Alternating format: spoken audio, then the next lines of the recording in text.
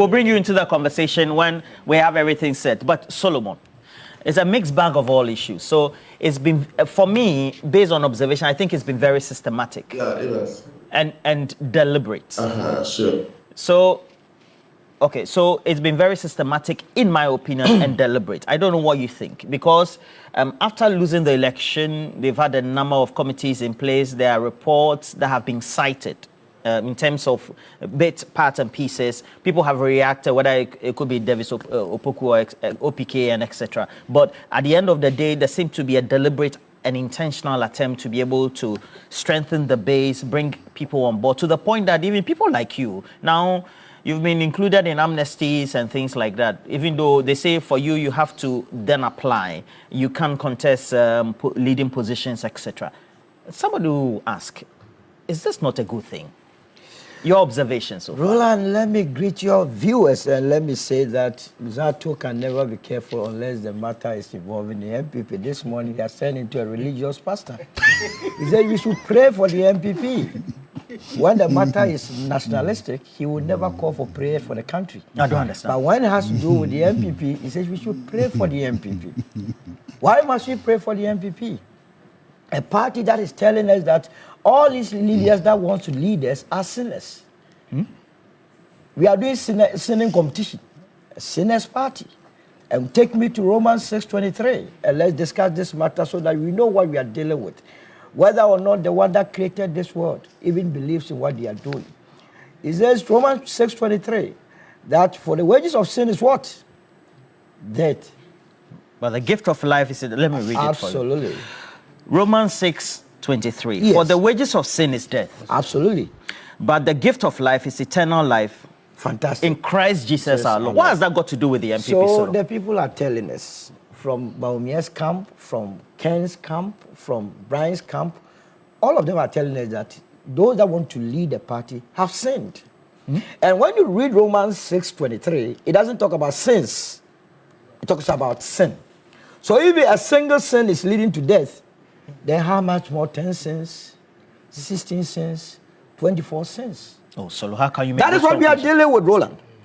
Now, so amongst them, they are going to give us someone who is a sinner, that the country must vote for that sinner to lead this country into prosperity. How do you judge? Bryan Agyapong, Dr. Mahamadu Bawumia, they are telling us. Kennedy Agyapong, sinners. Is good. I was here with you when we were discussing the hotel matter. The Labadi Beach. Were you not here? I was also here. Now the NPP members that were on set who defended it with their blood. Now it's a sin. They are saying this is one of the sins. And that a lady, I thought ladies were not throwing sabos. Dr. Wanekwe Amwako also says that the time that they needed to discuss or project Dr. Mahamadu Bawumia, they were using it to, as it were, defend a bogus deal that Bryan was involved. And Bryan and his team said, hey, wait a minute.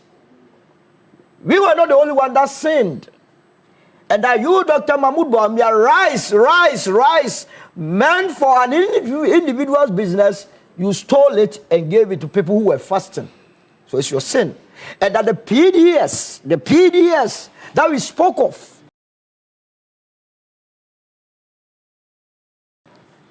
that it was a bogus decision, it was something that was just chop.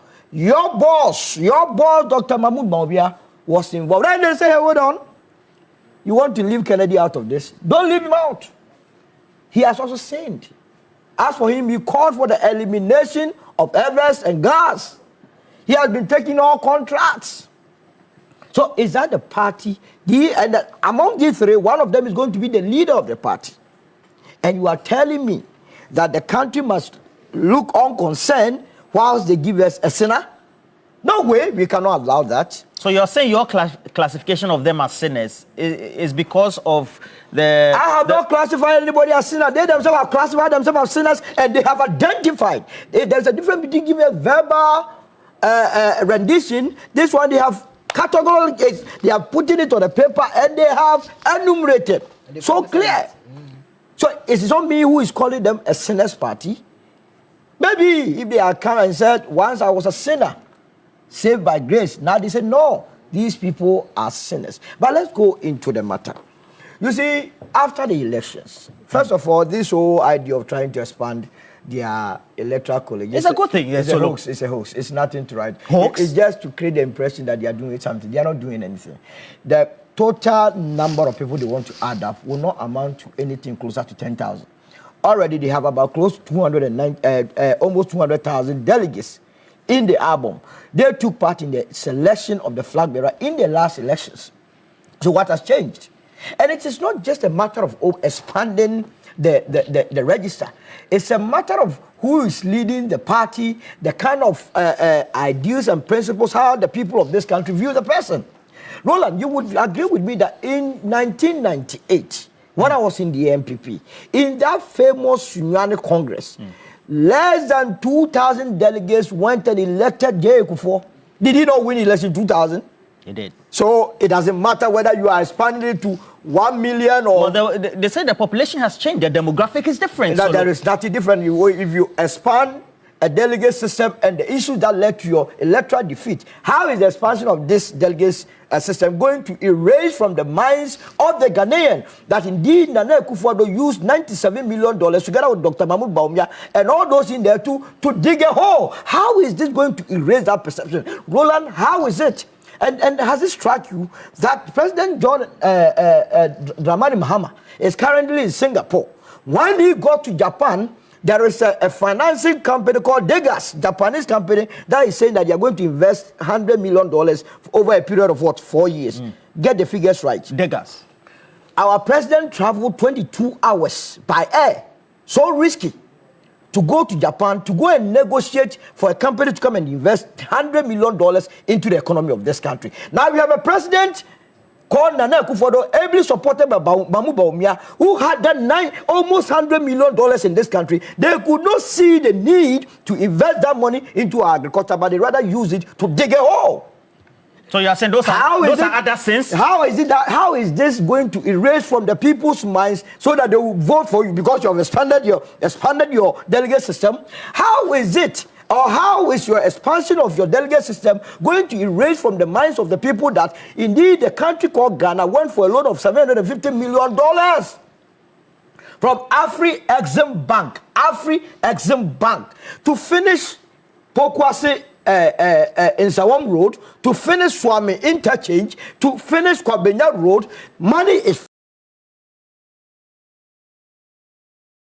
finished, road not completed. How is it your expansion going to erase from the mind? Money is finished, road not completed. That is why we have that terrible situation there. And I don't know what the Attorney General and this administration is doing. That, hey, they must be very careful. The people of this country voted for a cause. They voted that you have promised them of Operation Recover or Loot.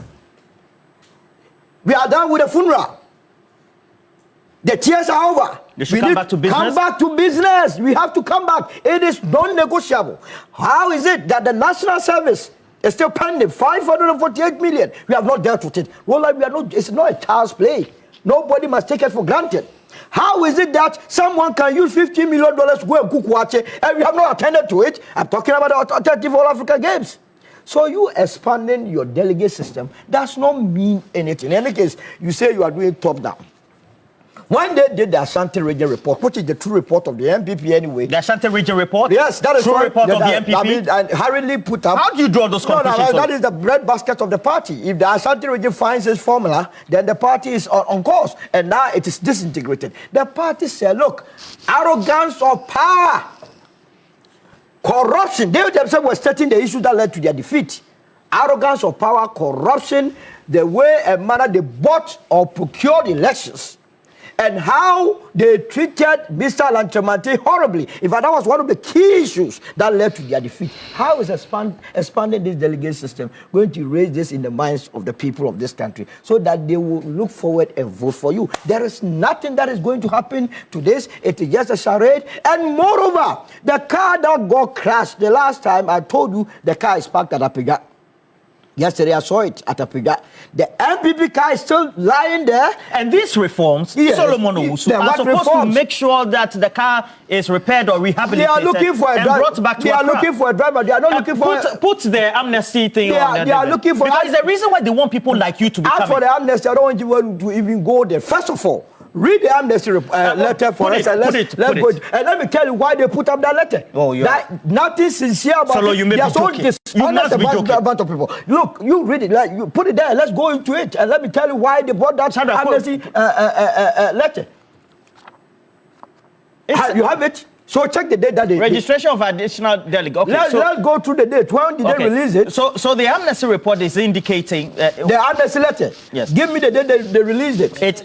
It's indicating that people like you need to return. I want you to start from when the date that they issued this document is on the screen. I saw the 16th of August 2025. Is that not the case? Now, the 16th of August 2025 was a beautiful Saturday. They decided to release this letter on a beautiful Saturday. And I'll show you why that letter came on Saturday. Now, if you read the opening paragraph of their own release, they said at an emergency meeting of the National Council of the party on the 25th of July 2025. Is that not the case?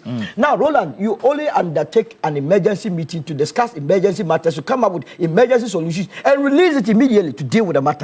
You go and hold a meeting on the 25th of July 2025. You classify this as an emergency meeting. Now, one of the emergency issues you discussed was how to bring back members that had left. You waited for 23 solid days before you released that act. What makes it an emergency meeting? Why not?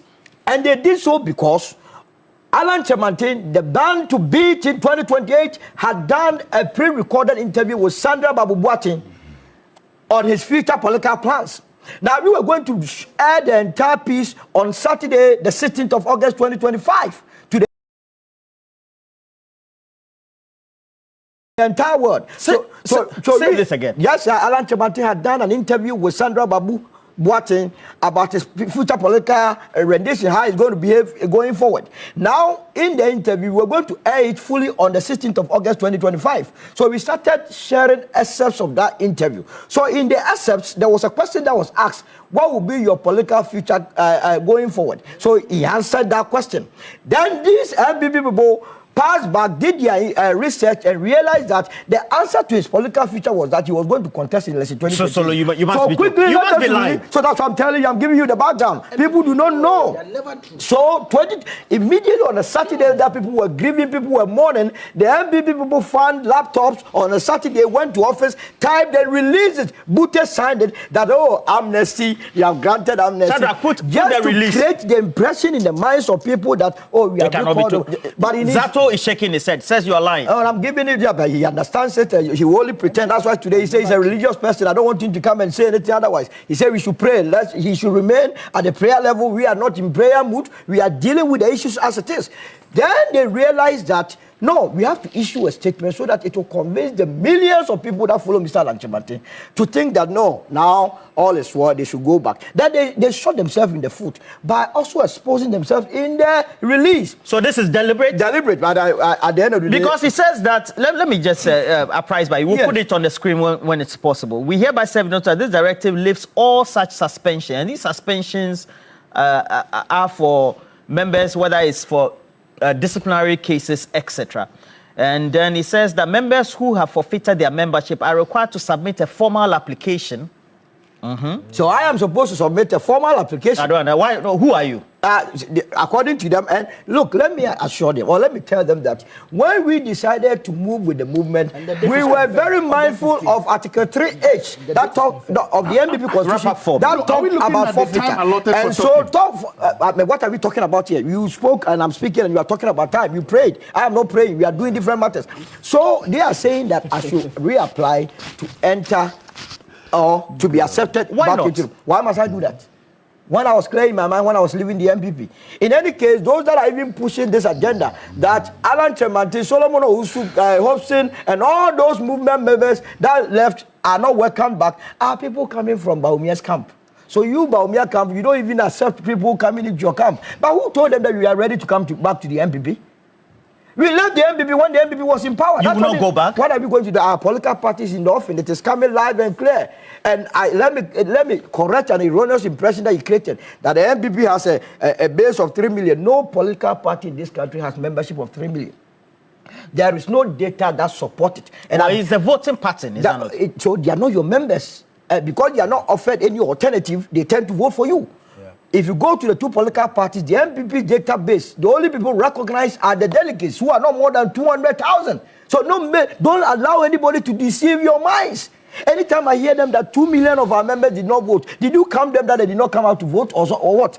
How did you know that the 2 million people, the so-called 2 million people that did not vote, were not members that supported the Alachebati, and they said, after all, we are not even voting, or they did not even believe in anybody that was... Let me go to Smart Support. So what are we talking about here? So please... They said come back. You are here saying what we are talking about. They have to come back to us. We are bringing a political party. Don't let us play a second fiddle. I'm saying our political party is not going to play any second fiddle to any political party in this country, and that we must be treated equally. We must rather grant them amnesty to be talking to us. You rather will grant them amnesty. But if you have wronged them,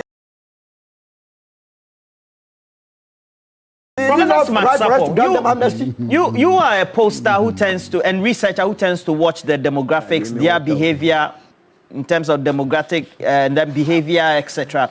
Now, if that is the case, you will find that maybe people of the movement for change and their kind are only disgruntled.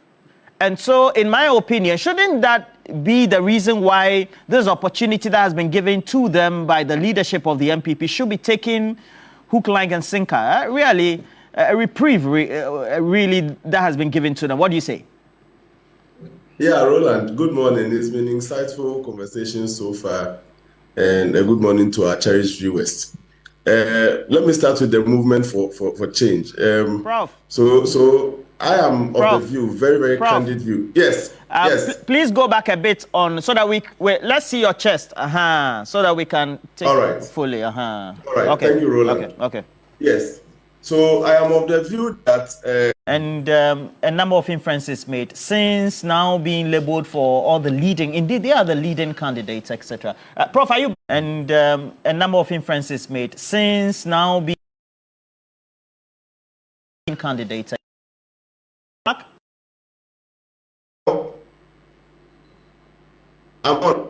Okay. I think all of us took notice of the jab to Solo, but please go ahead. Oh, it wasn't the jab actually. And the occasion where a good number of the student executives get opportunity to vote is when they are doing the regional level youth organizer elections, and even that, not all tertiary institutions in TAIN get to have their executives represented and vote. They select a certain number. In Ashanti region where I work, they usually select 5 institutions, and 3 executives each from those 5 institutions will come and vote. So we have over more than 30, 40 tertiary institutions in Ashanti. They select about 5, and even with the selected 5, not all the executives, the president, the WUCOM Women's Commissioner, and then the secretary, they get to vote. When it gets to the National Youth Organizer, still not all tertiary institutions that have TAIN, but selected. And from the selected, only the presidents do vote. They go as delegates, only the presidents. And then when it gets to the national, presidential, and co, only the president again that votes. And so this expansion, in my view, perhaps is a modified version of what the NDC does. Okay. Now, if there are 40 tertiary institutions in my region, Ashanti region, all the 40 tertiary institutions are going to have their presidents appear and vote. What it means is that comparatively, instead of 3 times 5, 15 people voting in the case of 10, we will have all the 40, 1 each, so 40. So it's an expansion, a modified version of what the tertiary students in NDC do offer. And I think we would want to allow the students enter into politics more gradually than wholesale. You know, maturity is both sides. They need the academic maturity, the moral maturity, and they must assimilate into the politics rather gradually. If not, they lose the learning curve from their elders in the party. So, Professor Smart Sapong, are you saying student voting, making that conscious decision as to who gives them better messages and a future for their political party, and the decision thereof in relation to the choices they have to make at their national conferences or congresses would have to be a gradual process when they are plus 18. Well, in fact, I'm trying to compare the standard we have. In fact, here in Ghana, with all due respect to other smaller parties, the standard is NDC and NPP. Okay. And I'm saying if NPP calls this one expansion, it's an expansion compared to the standard, to their counterpart. Okay. And that the NDC in the typical, in Asante region, the student front, when it gets to the regional youth organizer, they submit 3 from 5 selected institutions. What it means is that in Ashanti region, where we have college of education, nursing training, universities, in excess of 30, 40, not all the tertiary institutions get a representation on the delegates list. They select 5. And even the 5, not all executives in the 5. So what I'm saying to my brother is that it's like a modified version of what the team does. And that this is even, in terms of numerical representation of our students, higher than what. So the two standards compare to each other, and I think we can allow the current expansion to be. This one is an expansion of the current threshold or the indicator by the NDC, right? So it's even better. Now, as we try to wrap up on your point, which I'll ask Zato, I'm just looking at the scenes, and it's become, we even have videos to those effects, and there have been all the camps enumerating the sins of each other. And of course, I remember in 2023, Gaji, thank you for bringing Kennedy Agyapong. I hope you bring him again for us to have those instructions. 10 sins of Kennedy Agyapong, and they started off even from 2017 or 2012. Sorry, there's December 28. There's January 28 up to December, and then they round it off from 2012, 2014, 2016, 17, 19. Then they go on till 21 as well. And then there's also Bryan the Champion, 10 sins. Everything became, they said he instigated Ken must go, buying hotels and everything else. And then also, there's also one for Bawumia. It's even, his cry is even 16. Then they have the saints one also as well. 10 saints of Saint Bawumia.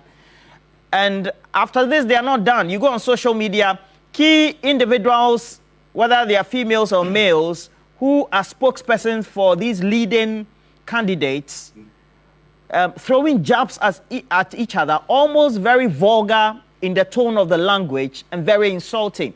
How does that resonate with the rank and file, that is, those who are core members, core voters, sympathizers, maybe you call it quote-unquote fans, and those who are on the sidelines in this rebuilding process? Yes. So in Akan, we say, when you create the opportunity, everybody, including uninvited people, do enter if you create the opportunity. So it appears that the leaders or the party or the aspirants or their followers are creating a very conducive opportunity for well and unwell wishes to all join. It makes politics so interesting. So it could even be that this litany of sins from these 3 leading aspirants would have come from an opposition party and not the NPP. But I mean, you and I are discussing this because they have actually, by words and actions, demonstrated ability to jab each other, to smear each other. And so I will not go to the likelihood of any opposition member posting those. I am of a very strong conviction that it might have come from internal amongst them. And that is where, for me, the difference between the NDC internal elections and the NPP internal elections activities are also comparable. They do theirs better, in my view. They do it better because they are mindful of the fact that after all these internal smears and jabs, one day you may want to come together after January 31st and try to assist each other, whoever becomes the leader, to put up a good show. And they make it look like you have to win an election here in Ghana. So, for example, President Mahama won elections 2024 because he was a Gonja. And that if he had been a Des or a different tribe, he wouldn't have. In fact, you didn't win because you are of a certain tribe. Roland, how is this one How is this one a campaign conversation? But you do this to yourselves, and then the floodgate is open. People go to list since 1, since 2. And one very vital aspect of campaign messaging is what you people say about yourselves. In fact, it is the number one. 60% of campaign messages that are winnable are those that they said about themselves. I'm not referring to NPP or NDP, but in political contest, if internally you say things about yourselves, it constitutes an opposition's campaign message. And we know this. And they are elders, leaders, strong politicians, astute ones, and they do this, and we have to discuss it this morning on your show. So, yeah, we are watching them. I want to believe that those issues will strongly be addressed during their vetting, and then they may turn out a different path. There are a lot of issues to discuss in their campaign other than these trivialities. All right. Have you advised them, since you are very much concerned and agitated about, have you advised them on these things? I mean, have you called one or two, just yes or no? Then on the second round, you can tell me the individuals you've called to advise them. No, I've not called anybody. We just wish that the democratic politics we practice here will be closer to the standards we are learning from. There are issues to discuss, and you leave them and talk trivialities. All right. Did I hear you say you were a former NUC's president or executive? Oh, no. I said I am a former dean of students, so I worked with both all students, amalgamated societies on campus. I worked with all of them. Amalgamated, okay. Now, amalgamatedly. All associations. All associations. All right, thank you. No, relax for me, Prof. Now, how do we reconcile the jabs and how that could wrap off positively or negatively post this context? Already there are issues about whether it should be a top to bottom up approach, but there's no hard and fast rule about it, is there? And there's always a point in time when you have to set the pace, and NPP rightly is doing that. But these jabs, how they tend to rub off positively or negatively from where you sit? Thank you very much. There's a small passage in the Bible somewhere. Please, that also says that for all have sinned and fall short of the glory of God. Oh, that's Romans 3:20. Oh, thank you. Okay, I just know it. So I agree that all NPP members and the government members, and fortunately most of these people that are leading there, have sinned. I agree. I don't understand. I agree that all have sinned. And this one I'm agreeing with my brother and my friend Solomon that they've all sinned. Who won? And listen, all the NPP made, those running for office and those who were in the government then. Nobody has. No. Okay, you go. I'm saying that they've sinned. You've sinned. So the question I asked them,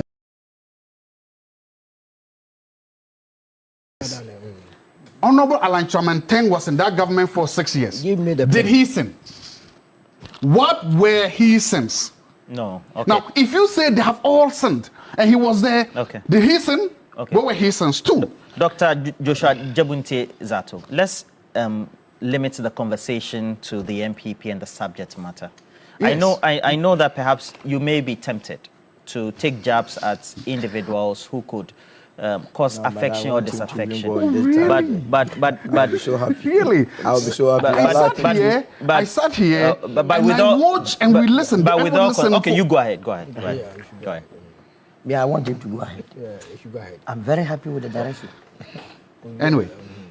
So Alan Kyeremanteng has No, I'm not going. You see, the thing is this, as I said again, and I'm coming back there, political parties are very vulnerable when they are going there, when they are having their internal elections. It is that period of time when, as you can see, brother on brother, friend on friend, relative on relative. Some of these people work together. They were cabinet members, they start together. And now they are seeing themselves, should I say, tearing themselves up. It's difficult. It's very difficult for them. I know that, as you said, other political parties will come. I know the NDC will have their primaries. And I know, this is what I know, we have been promised that there will be another political party that will come up. My smart money is that it will not come. My smart money that is all smoke screen. My small money is that it is just smokes and mirrors. It will not come. But I'm saying this, look, things will come. And they say, somebody once said that a piglet asked the mother, why is your mouth so long? And the mother reportedly said, you will grow up and see. The time will come. We will see how all political parties do this. My hope and prayer is that these internal fightings, when they will test the resolve of the leader that will now emerges. they will test the result on the morning of February 1st. Whosoever emerges, that person's first task is to tell himself, what am I going to do with these fractures? That is how sometimes leadership is tested. That person will have the task of now saying, look, I need to bring the ship of the party together. And that person will not do that. If you cannot do that, then it will be difficult for you to bring a fractured nation together. You have to do that. So look, again and again and again, I'm going back to the point I've made, and I'm going to stay with that. The party is vulnerable right now. The party is in a difficult position, and the party is doing everything it can to make sure that it solves these problems. There is, you just made a very small point to say about the gas, that the president has gone to Japan. It's a good thing to bring the gas to where I always like the fact that investors are brought in the country to help. But I've been told that the gas has been operating in Ghana for the past 2, 3, 4 years. It has been operating in the Sisala area, helping farmers with maize and buying maize and everything. So the gas is already here. So I'm already happy that the president is building on probably the investor environment that was created by the former government, and that is coming to build on it. So it's a good thing. I hope the president gets the money he needs. I hope he gets the investment he needs, and I hope he brings a bit. Somebody just said the gas has been here. It's in the Sisala area, helping maize farmers and everything to go to. At the end of the day, look, I'm not going to make it low. Yes, it's difficult for you to be in NPP this morning because you've seen your own party, you've seen leading members of party tearing themselves apart, digging holes for themselves. It's difficult. But I know that is where resilience comes from. Okay. I know that is where strength comes from. I know that is where ideas come from. And I know that this party and these people will rise up. They will put all the naysayers to shame. They will put all the people that wish them to shame. And I know that at the end of the day, there's light at the tunnel. The sweet roses of the sun will rise, and the NPP shall rise. And I know that, look, organizations that do, there's something called resilience. Resilience, the literature, they have published a lot about it, you can read on it. The literature and the resilience talk about organizations that do this. Sometimes the organizations actually get on their knees, and all like a boxer, almost like they are knocked out. But your ability to rise up, your ability to seize the moment, your ability to say that, yes, I've been knocked down. Yes, I got up. Yes, I will keep moving. Yes, I'll keep doing, is what differentiates you from other people. And I know it will come to pass. Thank you. Charlie, Edu Gitamakulu is watching us, I'm sure, from his office. He has some nice TV in front, and he's always monitoring all the stations because of the subject matter. He's Director for Legal Affairs, but also for NPA CEO. And he says, ask Dr. Zato, why didn't he become a Roman father? His certain biblical references. Okay, let me make a strong face so I can read well. Edu Gitamakulu says, ask Dr. Zato, why didn't he become a Roman father? His sudden biblical references are quite remarkable, even to the point that he's even now giving vote of thanks and then colloquial, persuasive, as well as encouraging messages. How did this happen? Turn on a new leaf.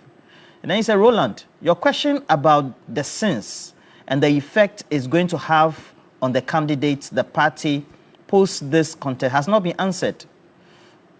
Yes, come to think of it, yes. But no problem. He's a friend. He's a nice guy. He's a friend. But since he became a boss, he has not paid school fees. Okay, that's the response tell to you. him to momo me, because he's a good guy. He's a very good guy. He's a very powerful guy. Again, the same question to you. The jabs that are being thrown. Of course, we've seen contests like maybe JM as well as Dr. Dufo, etc. But again, Matsapong makes a key observation that if you look at the jabs that are thrown from your side as well as the others as well, they are not venomous, so to speak. But how do you think the effect could be felt positively or negatively? Because if I go through the 10 sins, I mean, they're very damning on the credibility, the authenticity of those individuals to persuade any ordinary voter to vote for them, so to speak, when they become presidential candidates. Let me greet Eduke. He's our director leader of the party. Yeah, so I've heard Prof. Smart, and I'm happy that this morning Dr. Zato started with a prayer. Prof. Smart came to preach. He came, I think Romans 3. Romans 3:23. Yes. So Dr. Zato started with a prayer. Prof. Smart came to preach. I'm sure if you had to call another NPP person, he would come with an Holy Communion. But you see, for this morning is an interesting day. Now we know the sins of the NPP candidates. We know their sins. The question we must ask ourselves, are they ready to be born again? Are they ready to be born again? Are they ready to get salvation? Because, for example, I have received some message from some people from Atigya. They said before these NPP groups come to Atigya, they must be born again from their sins before they come to Atigya. Talking about the effects, of course, we will hold on to it. And this is not just for political propaganda. This is somebody who wants to purchase government institutions, hotels. Now wanting to be president. When just as cabinet minister, this person wants to purchase state hotels. Hotels that pensions fund is used to fund those hotels. The person as cabinet minister. Now, imagine that person becoming a president. Somebody who was vice president taking rice meant for entrepreneurs and giving to persons fasting. Imagine that person becoming president. So, of course, they cannot run away from it unless they prove that they are born again and they've accepted Christ as their Lord and personal Savior. You see, Professor Smart said they are using the NDC, our party, as a standard when they talk about the TESCON expansion that I talked about. The numbers are larger than yours. Yeah. You see, the age to even enter parliament, if you look at the constitution, is I think 21. If you enter the university, normally at age 18, 19, you enter the university. By the time you become TESCON executive, at level 300 or level 22, 23. Exactly. So this logic that you want people to move maturely, you are expanding your base. That is the reform. That's the principle. You are expanding the base. That should be the parity of reasoning. You say you are expanding your base. In fact, if you go to your constituency, you are saying that all former executive, all patrons, all council of elders now have votes. You are expanding the base.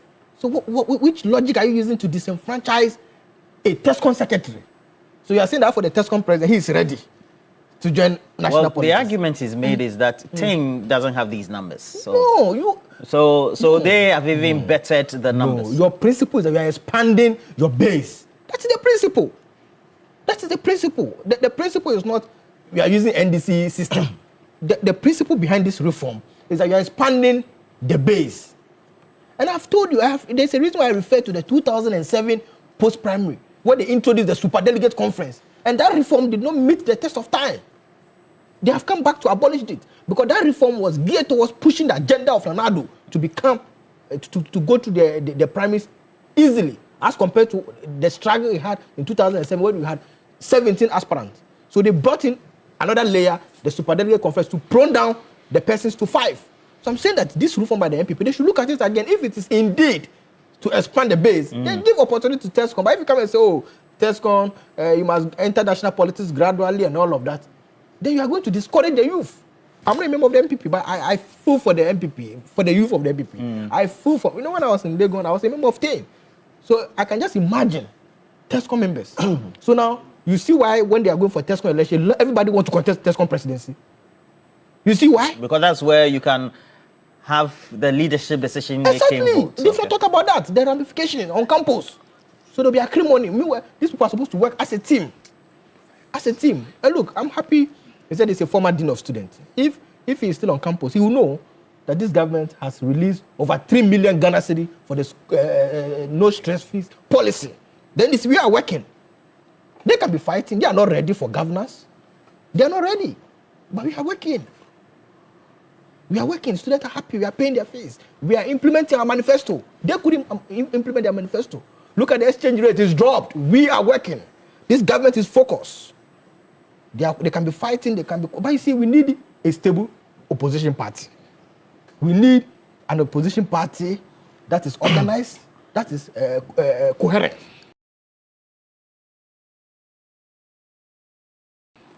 We need them. I don't understand. So you're saying they are in disarray? Oh, why can't you see these sinners? Just because of some templates of 10 sins? Are they born again? Born again? Yes. They are sinners. They claim. He accepted it here. He said we should pray for them. Have you prayed for them? Prof. Smart came to preach that everyone have sinned. Yes. But have they repented? They are prepared to go to Akufo with their sins. With their sins. And I'm calling on the voters of Akufo should be careful when sinners come to them. Thank you. Edu Gitabo closes says that I'm monitoring closely and looking at the choice of words, the tone, and the subject matter and the way it's being communicated by Zato and Professor Smart Sapong. The morning show is just a scripture union meeting, SU meeting. All right, very interesting there. On that tone, Yes. On that tone, Yes.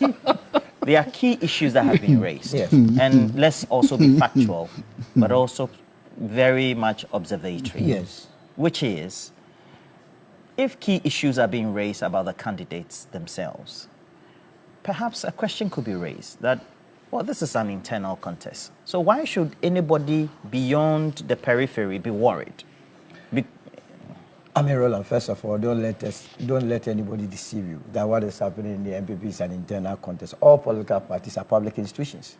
And so whatever is happening there is a public outplay. You cannot just say that it's because the NPP has its matter. Nobody should discuss it. So let's put that in the banner. And let me come to Professor Sapon. You see, one of the things that we all must try to do, there is nothing wrong in coming out and saying that you are an NPP member. There is absolutely nothing wrong with that. You and I know that you are an NPP member.